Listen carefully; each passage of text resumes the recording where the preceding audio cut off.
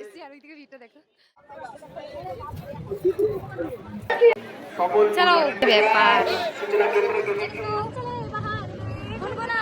আমরা কোথায় এসেছি এখন? ফাইনালি চলে এসেছি। Welcome to Gangasagar. আজকে যাচ্ছি গঙ্গাসাগর। এই যে আমাদের স্যার আর এই যে কানাইয়া দা। স্যার আপনি তো আগেবার গঙ্গাসাগর গেছিলেন, কেমন? আমাদের মোটামুটি ভালোই লাগে। আর ওখানে ঠান্ডা কেমন বলুন? ঠান্ডা প্রচুর ঠান্ডা আছে, ঠান্ডার জিনিসপত্র আমাদেরকে নিয়ে যেতে হবে। হ্যাঁ, সেই মতো আমরা প্রস্তুতি নিয়ে নিয়েছি। হ্যাঁ, এবার আমরা যাব, আমাদের গাড়িতে উঠবো, আমাদের গাড়ি আসছে, তারপর পুলিশ লাইনে ওখানে আরো অনেকে আছে, অনেকের সঙ্গে গিয়ে দেখা হবে। আর আমাদের লাগেজগুলো দেখো পুরো ভর্তি ওইদিকে। আর কিছু বলুন? জয় কোকিলমণি দেব জয়। জয় টাটা। আমাদের হাওড়া, এবার যাব আমরা কাকদ্বীপ সাগর। আমাদের সফর শুরু। সবাই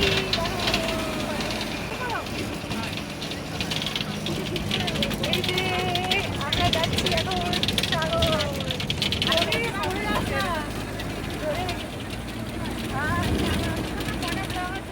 ফাইনালি আমরা এসে পৌঁছলাম নামখানাতে। আর এখানেই কিন্তু আমাদের ডিউটি শুরু হয়েছিল ভোর থেকে।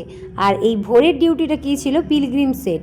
গঙ্গাসাগরে যেই দর্শনার্থীরা গঙ্গাসাগর তীর্থ ভ্রমণ করতে আসবেন, ওনাদের কিন্তু এটা রেস্টের জায়গা। এখানেই ছিল নামখানা জেটি ঘাট, যেখান থেকে সমস্ত মানুষগণ ভোরে বেরিয়ে যেতেন গঙ্গাসাগরের উদ্দেশ্যে। পশ্চিমবঙ্গের এক পবিত্রতম ভূমি হলো সাগরদ্বীপ। মকর সংক্রান্তির সময় শুধুমাত্র পশ্চিমবঙ্গের মানুষই নয়, পুরো ভারতবর্ষের মানুষই এই সাগরদ্বীপে আসে শুধুমাত্র মকর সংক্রান্তিতে পুণ্য স্নান করার জন্য। প্রায় 1 কোটি মানুষের সমাগমে এই মেলা কুম্ভ মেলার পর ভারত তথা পৃথিবীর দ্বিতীয় বৃহত্তম মেলা নামে পরিচিত, যাকে আমরা সবাই গঙ্গাসাগর মেলা নামে চিনি। তোমরা কারা কারা এই বছর গঙ্গাসাগর মেলা দেখতে যাচ্ছ কমেন্টে জানাতে ভুলো না। ফাইনালি আমরা ঘাটে এসেছি, তোমাদেরকে দেখাবো গঙ্গাসাগর। চলো। বের করেছি, তারপরে তুমি দেখছি টুপিটা। এই আমরা গঙ্গাসাগরের উদ্দেশ্যে বেরিয়ে পড়েছি, লঞ্চে উঠেও পড়েছি। সব মালপত্র ওদিকে, তারপরে এই যে গঙ্গা, আমরা উঠে পড়েছি লঞ্চে। আবার কি ফিরে আসবে এই লঞ্চটা গিয়ে? হ্যাঁ, আবার ফিরে আসবে সঙ্গে সঙ্গে। ও আচ্ছা, এই যে আরেকটা লঞ্চ আছে। আচ্ছা, এমনি ফিরে আসবে। আচ্ছা আচ্ছা। 15ই জানুয়ারি পূর্ণ মকর সংক্রান্তির স্নান করার উদ্দেশ্যে আমরা বেরিয়ে পড়লাম সকাল সকাল। এমন সুন্দর ভিউ দেখলে পুরো মনটাই ভালো হয়ে যায়। আমরা চলে এসেছি, দেখো সব লঞ্চ একসঙ্গে চলে এসেছে। এই যে আমরা একদম পাড়ে, দেখাই যাচ্ছে বাহ পাড়টা। এই যে পাড়, সবাই অনেকগুলো লঞ্চ একসঙ্গে চলে এসেছে, মানে ফাইনালি পাড়ে চলে এসেছি। ফাইনালি আমরা এসে গেছি গঙ্গাসাগর। দেখো সবাই যাচ্ছে।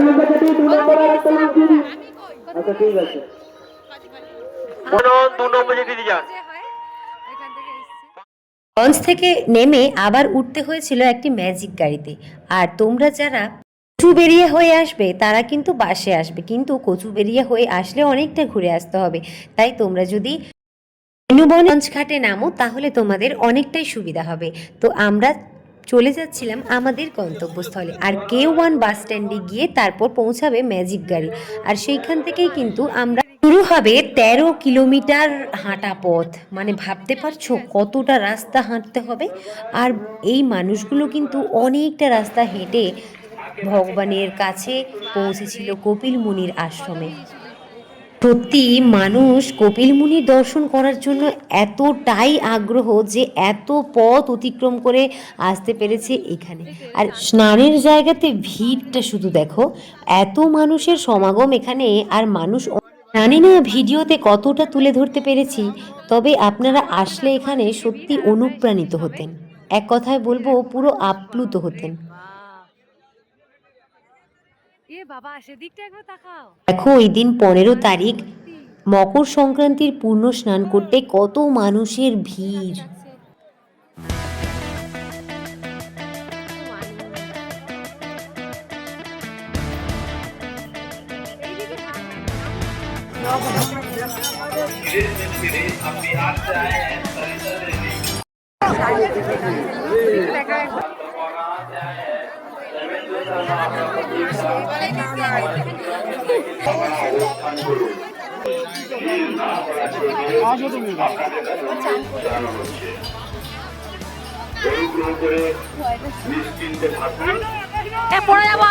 ফাইনালি চলে এসেছি সাগরে, এবার করব চান।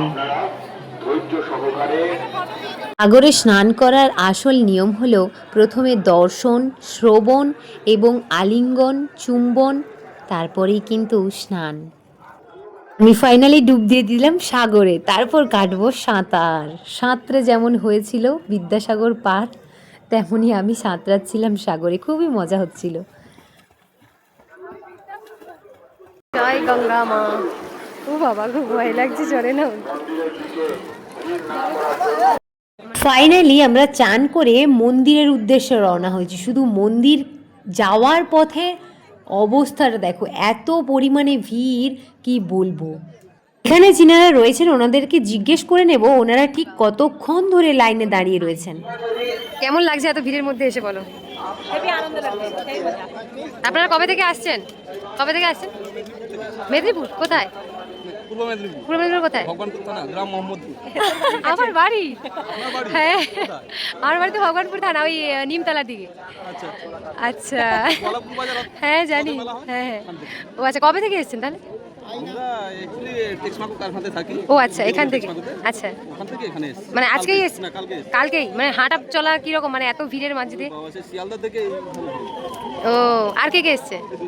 ও আচ্ছা, দিয়ে মানে আর যারা সবাই অনেক দূর থেকে এসে তাদের অনেক কষ্ট, মানে অনেক সারাদিন ধরে হাঁটতে হচ্ছে।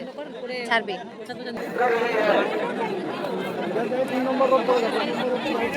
আমরা চলে এসেছি ফাইনালি, চলো। অনেক ভিড় পের করে ফাইনালি আমরা কপিল মুনির আশ্রম দর্শনের উদ্দেশ্যে রওনা হয়েছি। কপিল মুনির আশ্রম এবার দর্শন করতে পারবো ভেবে ভালো লাগছে, কিন্তু যখন দেখি সামনে আরও অনেক ব্যারিকেড, ওইগুলো পেরিয়ে আরও কত সময় লাগবে সেটাও বুঝতে পারছি না। দেখো কতগুলো ব্যারিকেড সামনে রয়েছে। তো ফাইনালি আমরা ভেতরে প্রবেশ করে গেলাম কপিল মুনির আশ্রমে। দেখতেই পাচ্ছ এখানে মানুষের কত ভিড়। অনেক বয়স্ক মানুষরাও কিন্তু এই কপিল মুনির দর্শন করতে এখানে এসেছিলেন। আর কপিল মুনির দর্শন করার উদ্দেশ্যে ওনাদের বয়স যাই হয়ে যাক না কেন, ওনারা কিন্তু এটা ভাবেননি যে ওনাদের যেতে সেখানে কতটা পরিমাণে কষ্ট হবে। সত্যি অসাধারণ, না দেখলে না বুঝতেও পারবে না যে কতটা পরিমাণে পরিশ্রম করে ওখানে ওনারা পৌঁছেছেন। এখানে তো নাগা বাবা রয়েছে, সেটা আপনারা সকলেই জানেন, তো তোমাদেরকে অবশ্যই জানাবো। হ্যাঁ, যারা দেখতে থাকো। এ বাবা, চলো। বেশি জোরে চলে ফেলছি।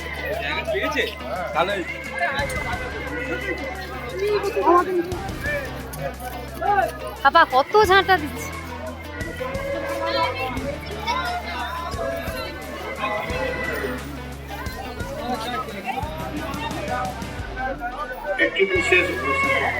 আসো ঠাকুর বালক কর্মচারী ঝাঁটা মাথা দিয়ে ঠাকুর বালক।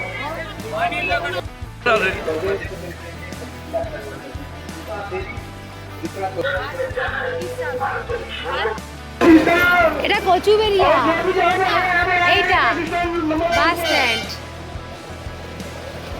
সবাই ফাইনালি অনেক মানুষের ভিড় অতিক্রম করে আমরা কপিল মুনির আশ্রম দর্শন করে গঙ্গা স্নান করে আমরা আমাদের গন্তব্যে পৌঁছাচ্ছি। আর এটা ছিল কেওয়ান বাস স্ট্যান্ড। কেওয়ান বাস স্ট্যান্ডের এত ভিড় যে কি বলবো, তোমরা নিজেরাই দেখো কত পরিমাণে ভিড় ছিল কেওয়ান বাস স্ট্যান্ডে। সব পুলিশরা হিমশিম খেয়ে যাচ্ছে এত মানুষকে সামলাতে। তোটা ঘুরে এসে কেমন মনে হলো তোমার? বড় হেভি মজা লেগেছে। আর এখানে যে ম্যাজিক গাড়িগুলো দেখতে পাচ্ছ, এগুলোতে যদি বিবি লেখা থাকে সেটা যাবে বেনুবন লঞ্চ ঘাট, আর যদি পিটি লেখা থাকে সেগুলো যাবে কচুবেরিয়া বাস। এই দেখো এখান থেকে শুরু হয়েছে, ওয়াও, সেই জন্য এর নাম কি তোমরা বলিও? ওয়াও, এই যে চলে এসেছে আমাদের কাছ পর্যন্ত। এবারে এই তো এদেরকে খাবার দিচ্ছে, আর খাবার দিলে ভেঙে ভেঙে দিন না, ভেঙে ভেঙে এদেরকে খাবার দিলে এরা। ও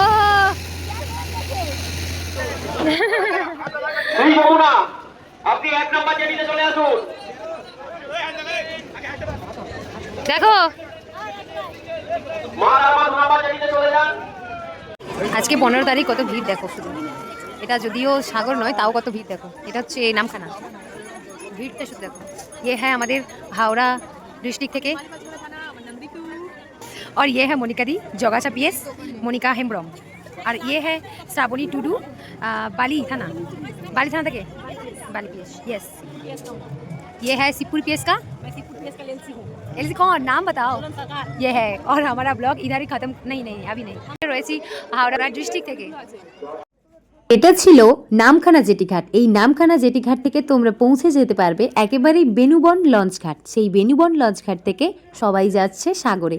আর এখন সবাই দেখো কেমন বকচি কাঁধে নিয়ে পুরো ফিরে আসছে। আর আমরা সবাই একসঙ্গে চড়ছিলাম স্পিড বোটে। সত্যি স্পিড বোটে চড়ার মজাটাই আলাদা লেভেলের। দারুণ মজা করেছি আমরা সবাই সাগরে। ডিউটির ফাঁকে আমরা ফ্রি থাকি, তখন পুরো মস্তি। मस्ती ना ने देख हमारा এখন मस्ती टाइम হ্যাঁ, इसका ड्यूटी स्पॉट है। हां ये इसका है। Duty spot sorry guys sorry. তো ফাইনালি আমরা এখানেই আমাদের গঙ্গাসাগরের মস্তি এন্ড করলাম। তো আশা করি তোমরা অনেক মনোযোগ সহকারে দেখবে। ভিডিওটা অনেকটাই লং হয়ে গেছে, মনোযোগ সহকারে দেখো। টাটা।